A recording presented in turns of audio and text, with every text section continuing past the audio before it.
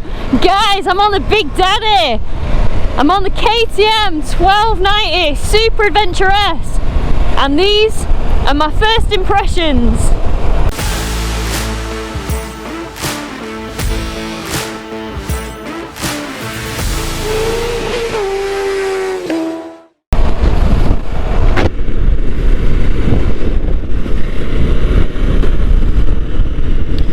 Right, let's wang it around. We got a nice autumn day, so let's not take the mick.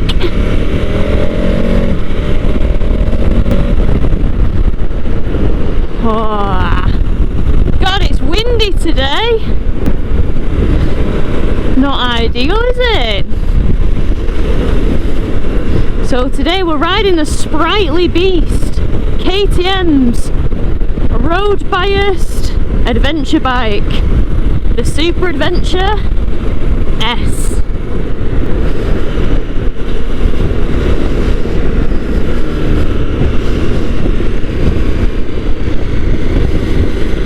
At the heart of this beast, we've got a V-twin, an LCA 1290 lump.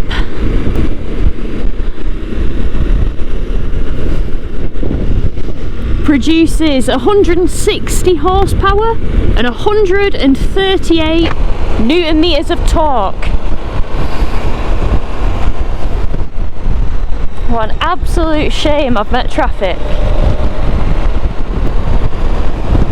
But it's alright, it'll have a chance to stretch its wings in a moment.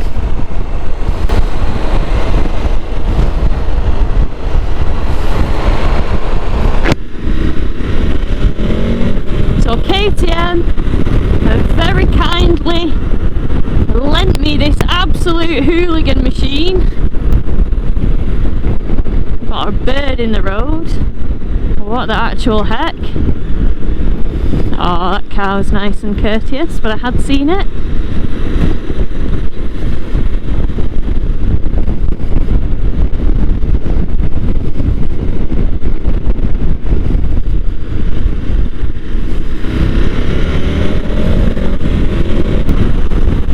Give him a thumbs up for the hazard flashing.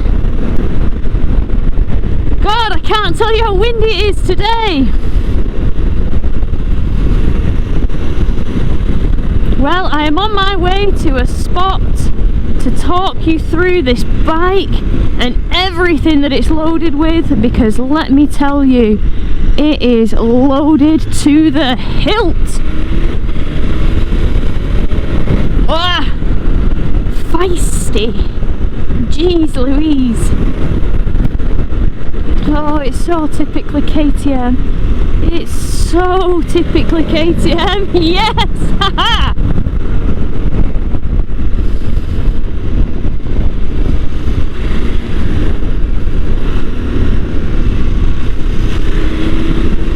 It's not the best day. We've got shocking roads.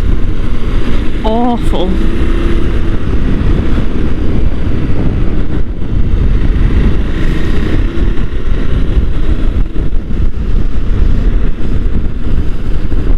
So yeah, I'm just going to go to a little walking place now, a little walk round place.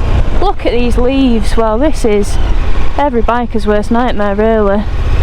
Slippy leaves. Oh man, I just hate autumn in the UK. You can keep your pumpkin spice lattes. Bloody pheasants, don't show that to Bruce. Get PTSD.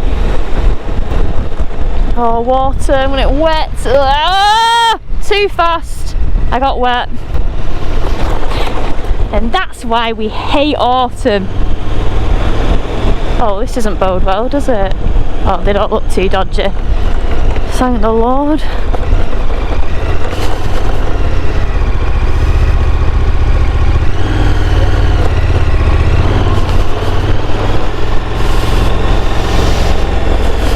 This is not a good place with all these leaves. Oh, it ain't too bad, it ain't too bad. We'll go here. We'll go here. This'll do. Oh, sorry. GoPro being stroppy. Oh, I drenched myself.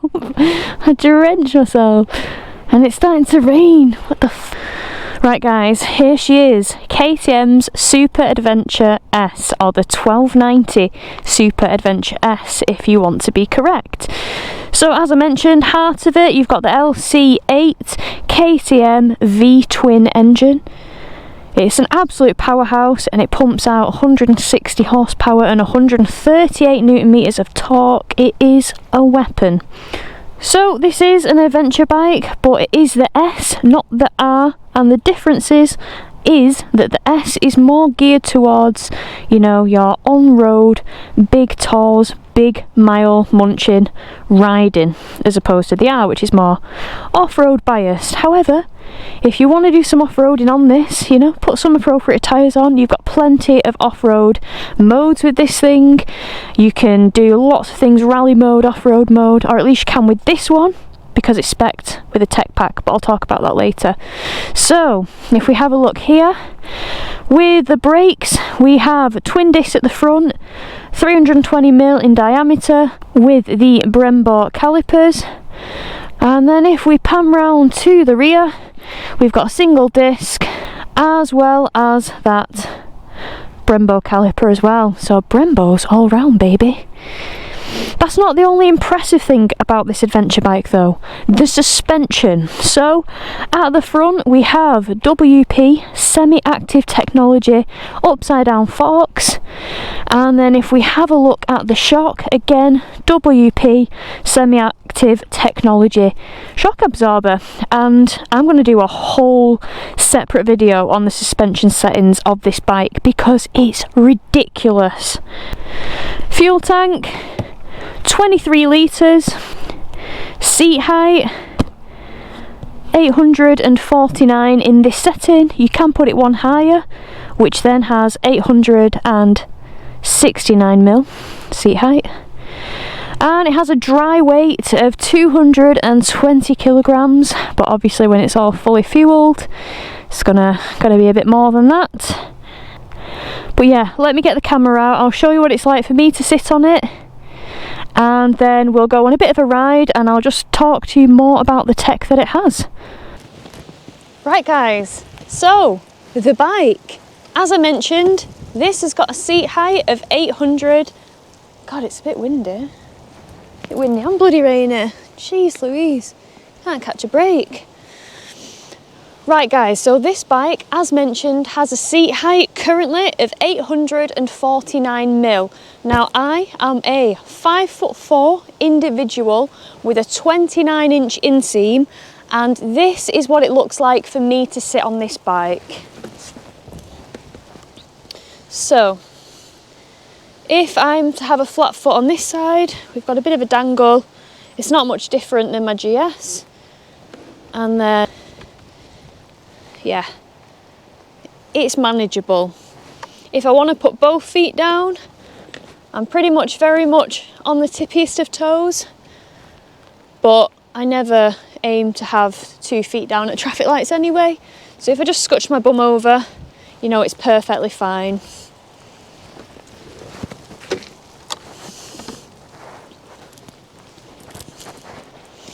In terms of weight, what is it like to push this bike around? Well, you know what? It's actually not that bad. Like, I'm on a big hill right now and it's raining quite heavily. But to push it around, it's absolutely no drama really. It's got good grips, good handles at the back.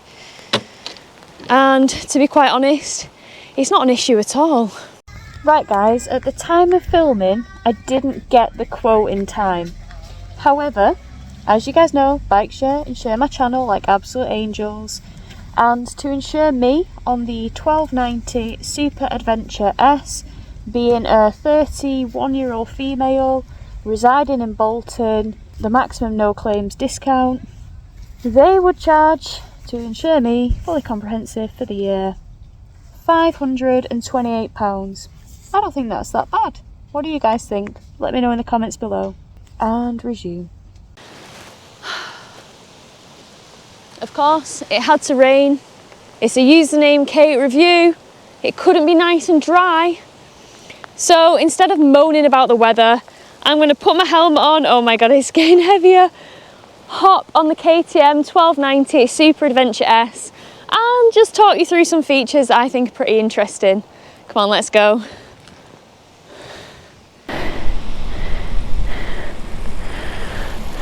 Jesus, it's like a freaking mini tornado. Oh, this ain't any fun. Can I get a damp lady area?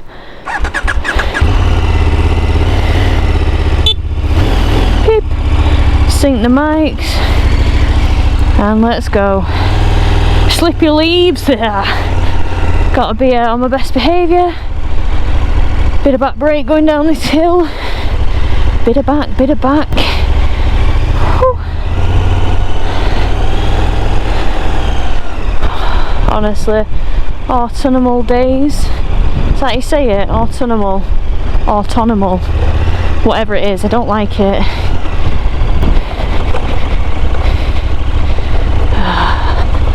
Got a car on the way up.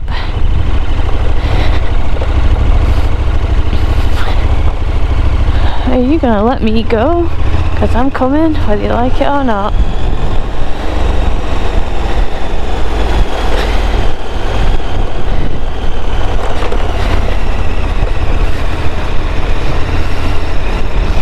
Bloody Ford! Oh no! I just got wet again. Anyway. Again, lots of slippy bloody leaves. Stay away from the front brake. Go. Go, go, go. Okay, so this bike retails at £15,599. It's available in two colour options. The first colour option is obnoxious. The second colour option is ostentatious. I'm only joking. You've got orange and black. This one's in orange, but I will put a picture of the black one up on the screen. So as I pointed out, it's got amazing suspension, very, very industry leading suspension, and it's got some pretty shit top brakes, which is always great. So this bike has a tech pack, which means by default it's got a rally pack. It's got cool things like a quick shifter and auto blipper. It's got motor slip regulation, it's got MTC, so it's got the traction control. It's got hill hold control. So this bike also comes with adaptive cruise, and I've heard like stories of people saying, oh, I hate active cruise, blah blah blah. Now I've never been fortunate enough to try it in a car because my cars are always absolute pop spec, but this is the first time that I've ever tried it on a bike, and oh my god, I'm won over. Oh, that rain. Fifth gear, look at pulling up the hill, no drama. So this specific bike, we've got different modes. We've got sport, we've got rain, we've got road, we've got rally because we've got that rally pack, and we've got off-road. ABS, we've got cornering ABS. It's got a 6-axis IMU, so it's one of them proper clever ones that does things according to your degree of lean, just in the sense that it's got cornering lights, which are amazing. The light on this bike, now I rode back from Milton Keynes in the pitch black, and the light on this is strong. It is how light should be. In fact, I got flashed by somebody because I think they thought my main beam was on. But then when I actually put the main beam on, then it just lit up the whole world, it seemed. dash, we've got a 7-inch TFT, of which everything is pretty much controlled through it. There's quite a lot of buttons on the switchgear, but because there are so many functions, you mainly do them all through the dash, whether it's the suspension. The bike's got crazy things like anti-dive. Again, copious amounts of suspension settings, which I'm going to do on its own video because there's just too much to fit in one video. You can get heated grips, but they're not standard on this bike. And yeah, it is just the daddy. It's spicy, it's spunky. Now I'm super disappointed because it's not dry and there's leaves and I wanted to hoon over there, I won't lie. This bike just incites and engages hooligan mode. Like, it's literally in the mantra, KTM ready to race. But yeah, I'll have to save that for a drier day. But don't worry, I've got loads of videos planned on this bike, so hopefully I will catch a dry day. Let's go back to Bleach Works, where I may actually indulge in a coffee, even though I've been drinking a lot of coffee recently and it's been making me very jittery with palpitations. But I'm glutton for punishment, so I'll have another. Backlit switchgear. Oh, look at these leaves. Backlit switchgear is pretty important because when I was riding back from Milton Keynes, it was very handy to see what I was pressing. Screen, you can turn the screen from either side, it's quite easy. Seat, a lot of people have been complaining that the seat is very, very uncomfy,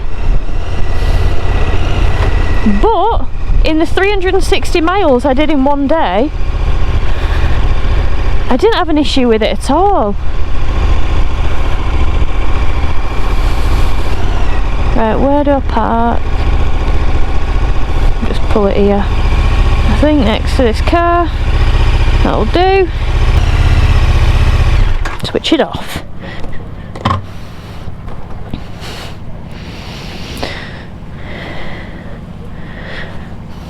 23-litre fuel tank, fits loads in. In fact, I'll tell you a story. When I filled up at Milton Keynes, it was approximately 164 miles, I say approximately and then give you an exact figure, from Milton Keynes to my house, and I filled it up, so full to the brim. And when I got home after 164 miles, it still said that I had 80-mile range on the screen, and you know what, I don't doubt it at all. I think it was probably good for about 240 miles riding on the motorway, utilising the active cruise control, set it about 73, and you know, just taking my time. When I rode there, I had a bit more of a hoon and I got about 170 miles to that tank, but still not bad going for such a powerful adventure bike. I thought it was pretty good on fuel. So just pointing out here, we've got a chain drive. It isn't shaft driven like a lot of your adventure bikes, and I know that is a point of contention with quite a few people, but you know, it kind of just is what it is. You do have a centre stand, which is good if you do want to lube it, clean the chain, keep it in nice nick.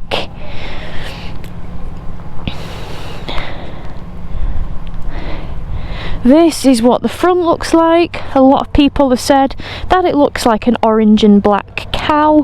What do you think? Let me know in the comments below.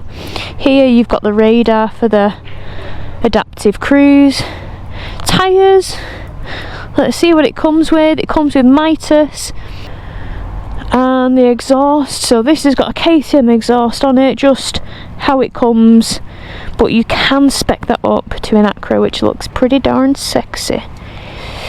Right guys, hopefully you've enjoyed that quick fire first impressions of the KTM 1290 Super Adventure S.